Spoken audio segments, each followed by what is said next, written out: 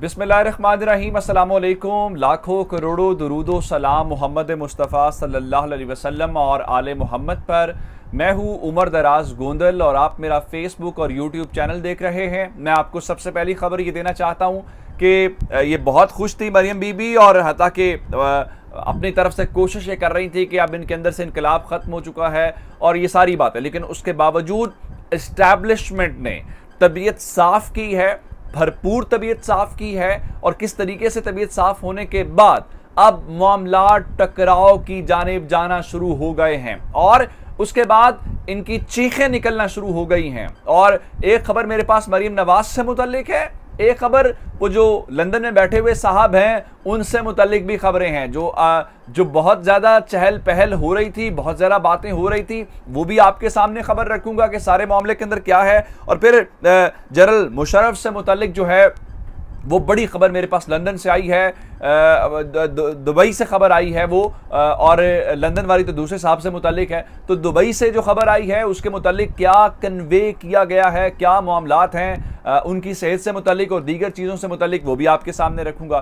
फिर इमरान खान के जो पैगामात हैं, इमरान खान इस वक्त क्या कर रहे हैं, उनको क्या पैगाम पहुंचाया गया है, ये भी एक खबर है, ये भी आपके सामने रखेंगे। पैगाम किसने पहुंचाया, क्या पैगाम है। और उसके बाद आज एक और बुरा दिन इस गवर्नमेंट के लिए, वो सुप्रीम कोर्ट से था। पंजाब असेंबली में तो जो तमाशा लगा हुआ है वो लगा हुआ है, क्योंकि ये तारीख में पहली बार हुआ है। आइन और कानून की बहुत बात करते हैं, लेकिन क्या एक जो चीफ सेक्रेटरी है, जो आईजी है, क्या वो इससे बड़ा है स्पीकर से और कॉन्स्टिट्यूशन से, ये भी आज तय करना बाकी है। और उसके बाद जो सुप्रीम कोर्ट ने आज ज़रा इनके नट पेच जो हैं, नट बोल्ट जो हैं वो कसे हैं, ज़रा क्लास ली है, वो भी आपके सामने रखूंगा। ये तमाम तर तफसीलात आपके पहुंचाने से पहले आपसे गुजारिश करेंगे कि हमारा यूट्यूब चैनल जो है वो सब्सक्राइब कर लीजिए और जो हमारा फेसबुक चैनल है उसको लाइक और फॉलो ज़रूर कीजिए। अब मैं आपको दो खबरें देना चाहता हूँ। सबसे पहली खबर मैं दे के फिर मरीम नवाज वाली खबर की तरफ आ जाना चाहता हूँ कि इस्टेब्लिशमेंट ने ज़रा इनको किया है, स्क्रू किया है, ज़रा इनकी तबीयत साफ़ की है। आप कहेंगे वो कैसे? आप सुन रहे थे जी, नवाज शरीफ साहब वतन वापस आ रहे हैं। आपने देखा कि तहरीक इंसाफ ने उनका जो पासपोर्ट है वो रीन्यू नहीं किया था, जिसके बाद ये हुकूमत आई और इस हुकूमत ने आने के फ़ौरन बाद जो है उनको पासपोर्ट जारी किया, जिसकी मुद्दत 10 साल है, क्योंकि राना सनाउल्ला ये काम पहले और फिर ये उनसे मुशावरत के लिए लंदन भी गए, तो उसका इम्पैक्ट भी कोई अच्छा नहीं आया, लोगों ने उसको बहुत नेगेटिव लिया। अब खबर ये सुन लीजिए कि जो इस वक्त नवाज शरीफ हैं, जो उनके मुआलिजीन हैं, उन्होंने उनको उनकी सेहत के मुतल्लिक खबरदार किया है और उनसे ये कहा है कि आप इस वक्त सफ़र नहीं कर सकते, जिसके बाद गैर ज़रूरी सफ़र से रोकने की हिदायत के बाद अब खबर इस वक्त ये है कि नवाज शरीफ साहब जो हैं उनकी वतन वापसी का जो सिलसिला है वो रुक गया है। आप इसको एक बहुत मामूल की खबर लेंगे। जब भी पाकिस्तान हुकूमत गई तो प्लेटलेट्स लेवल ऊपर चला गया था, तबीयत सब कुछ ठीक हो गई थी। अब जब ज़रा वहाँ से तबीयत साफ़ हुई है तो नवाज शरीफ की तबीयत भी डाउन होना शुरू हो गई है। अब मीडिया के ज़रिए ये हाइप क्रिएट करना शुरू कर दी गई है कि नहीं जी वो तबीयत ख़राब है, पॉलिटिकल एक्टिविटीज़ में भरपूर पार्टिसिपेट कर रहे हैं, मीटिंग्स अटेंड कर रहे हैं, पाकिस्तान से लोग जा रहे हैं। तो चूँकि वहाँ से बड़े घर से मामला ऐसा हुआ है तो उसके बाद ज़रा पहली खबर मैं आपको ये देता हूँ। दूसरी खबर जो मैंने आपको कहा है कि एस्टैब्लिशमेंट ने तबीयत साफ़ की और मरियम बीबी जो हैं वो चीख उठी हैं। अब मरियम बीबी ने अपनी तरफ से, उनकी कोशिश ये थी कि जिस तरह शाहिद खाकान अब्बासी को वज़ीर आज़म के तौर पे चलाती रही हैं, उसी तरह से ये अपने तौर पे वज़ीर आज़म के तौर पे शहबाज शरीफ को चलाएंगे। अब शहबाज शरीफ ने आगे भी तो कोई डील की हुई है, आगे भी तो कोई ज़बान दी हुई है, तो शहबाज शरीफ उससे भी नहीं मुकर सकते, क्योंकि मुकरते हैं तो ज़रा वो भी ज़रा सख्ती कर देते हैं। अब हुआ क्या, अब आपको पिछले दिनों याद होगा एड्स के मामले के ऊपर एक ऑडियो लीक हुई थी जिसमें वो कह रही थी कि मेरे हाथ पे क्यों बांधे जा रहे हैं, मैं वज़ीर आज़म साहब से शिकायत करती हूँ। तो इस वक्त जो पाकिस्तान की वज़ीर इत्तलात हैं वो अमली तौर पे मरियम नवाज शरीफ हैं। मरियम औरंगज़ेब का काम सिर्फ प्रेस कॉन्फ्रेंस करना है और जो उनको हिदायत मरियम नवाज शरीफ देती हैं उसको फॉलो करना है। यहाँ तक बात ठीक थी, लेकिन अब प्रॉब्लम कहाँ पे हुई है? मरियम नवाज ने अपने कुछ लोगों को काबीना के अंदर शामिल करवाया, लेकिन शहबाज शरीफ काबीना के अंदर उन लोगों को जो है वो एंटरटेन नहीं कर रहे। अब आप कहेंगे क्या शहबाज शरीफ एंटरटेन नहीं कर रहे? नो, सिर्फ शहबाज शरीफ का मसला नहीं है, उसमें एस्टैब्लिशमेंट का भी मसला है। जिस तरह मैंने आपको बताया था कि जनरल बाजवा की शहबाज शरीफ से पहली मुलाकात के अंदर सिर्फ एक पैगाम था, मरियम बीबी बाहर नहीं जाएंगी, नवाज शरीफ वापस नहीं आएंगे। इन्होंने टेम्परिंग की कोशिश की, वहां पे भी ये पकड़े गए। अब जरा खबर एक सुन लें।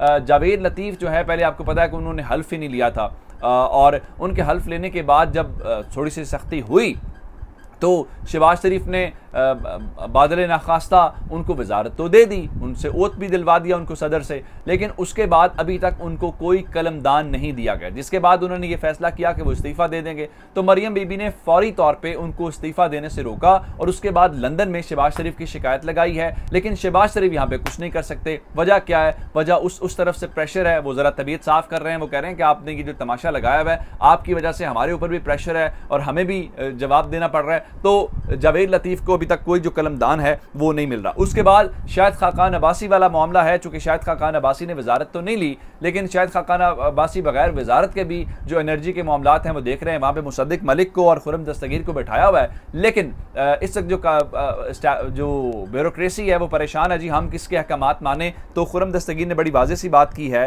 कि मुझे नवाज शरीफ ने कहा है डायरेक्ट इन्वॉल्वमेंट करने का, तो मैं ये चीज़ें करूँगा, जिस पे अब खुर्रम दस्तगीर और मुसद्दिक मलिक ने शहबाज शरीफ को शिकायत लगाई है और कहा है कि जनाब या तो आप हमसे कलमदान वापस ले लें या फिर हमें आप करने दें। तो इस किस्म की सूरत हाल है। और मरीम नवाज अब चाहती ये हैं कि जैसे MD-PTV है उनको चूँकि हटाया गया है, तो MD-PTV के ओहदों के ऊपर भी उनके लोग जो हैं वो फाइज किए जाएँ। कल तक जो हमें बता रहे थे कि वो इस मुल्क की मैशत ठीक करने आए हैं, जिनके पास तजर्बा है, जो डॉलर को कंट्रोल कर लेंगे, जो आज हाईएस्ट रेट के ऊपर पहुंच गया है। तो आज वही Ahsan Iqbal imported pant coat और इंपोर्टेड टाई पहन के इंपोर्टेड ड्रेसिंग के अंदर और ग्लासेस लगा के हमें ये बता रहे थे कि जनाब अली चूंकि आपके पैसे पाकिस्तान जो चाय दरामद करने वाले बड़े ममालिक में शुमार होता है, तो इसलिए आप इस तरह कह रहे हैं कि चाय की एक प्याली कम कर दें। बिल्कुल ऐसा ही है। फवाद चौधरी ने उसका बड़ा दिलचस्प जवाब दिया, उनका आप बाहर जो आपकी जायदादें हैं वो कम कर दें, आप कैंप ऑफिसर्स की तादाद कम कर दें, आप दीगर अखराजात कम कर दें, तो हम भी चाय की एक प्याली जो है वो उसको कम कर देंगे। इसमें कोई इतनी बड़ी बात जो है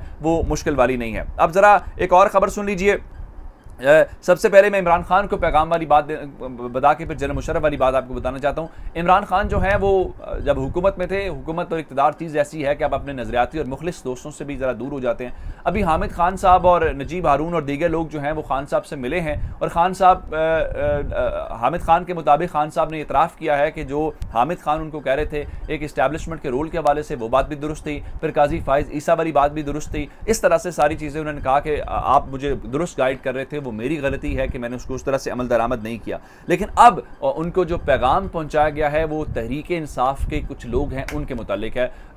एक इलेक्टेड आदमी है, एक नॉन इलेक्टेड आदमी है, उनके ताने बाने शायद कहीं और मिलते हैं, इसलिए उनको ये कहा गया है कि आप मेहरबानी करके इनके ऊपर रिलाय कम से कम करें। ये आपके सगे नहीं है, ये किसी और को रिपोर्ट करते हैं, तो ये ज़रा खेल गड़बड़ हो सकता है, खेल ख़राब हो सकता है, इसलिए आपने उनके ऊपर नहीं रहना। ये तो मामला हो गया यहाँ तक। अब ज़रा इससे आगे चल के मैं आपको एक और जनरल मुशर्रफ वाली बात, मैंने आपको एक ख़बर दी थी आज से 1-2 रोज़ पहले कि जनरल मुशर्रफ वतन वापस आएंगे और उनको लाने के लिए, बल्कि कल ही खबर ये दी कि गवर्नमेंट को कन्वे कर दिया गया है, एयर एम्बुलेंस का इंतज़ाम हो गया है। और फिर मैंने आपको ख्वाजा आसिफ के ट्वीट के मुतालिक भी बताया था, जिसमें ख्वाजा आसिफ साहब ये कह रहे थे कि जनरल मुशर्रफ अगर मुल्क में वापस आना चाहते हैं तो उन्हें वकार के साथ बाकी दिन गुजारने का मौका देना चाहिए। हमारी इस खबर की तस्दीक आज वॉइस ऑफ अमेरिका ने कर दी है कि फौरी तौर पर वो वापस आ रहे हैं, तमाम तर इंतजामात मुकम्मल हो गए। लेकिन असल खबर क्या है? असल खबर ये है कि जनरल मुशर्रफ ने खुद से ख्वाहिश का इजहार किया है कि वो अपने जो बाकी मांदा ज़िंदगी के दिन हैं वो अपने मुल्क के अंदर गुजारना चाहते हैं, इसलिए फ़ौरी तौर पे उन्हें पाकिस्तान लाया जाए। इस सारी सूरत हाल को देखते हुए मुक़्तदर हलकों से रब्ता हुआ है, उनकी म्यूचुअल फ्रेंड्स ने और गवर्नमेंट से। तो गवर्नमेंट ने ग्रीन सिग्नल, मेरी तलात ये हैं कि गवर्नमेंट ने कहा है कि अगर लीगल फोरम से उनकी दरख्वास्त आएगी तो जो लीगल रुकावटें हैं हम वो भी दूर कर देंगे। अब ये बड़ा दिलचस्प है, नवाज शरीफ वापस नहीं आ रहे, मुशर्रफ वापस आ रहे हैं, और मुशर्रफ अगर वापस आएंगे तो मरियम बीबी इसका डिफेंड कैसे करेंगी, तारीख के अंदर इसका जवाब कैसे देंगे, ये बड़े दिलचस्प मामला है। अपना बहुत सारा ख्याल रखिएगा। खुदा हाफिज़।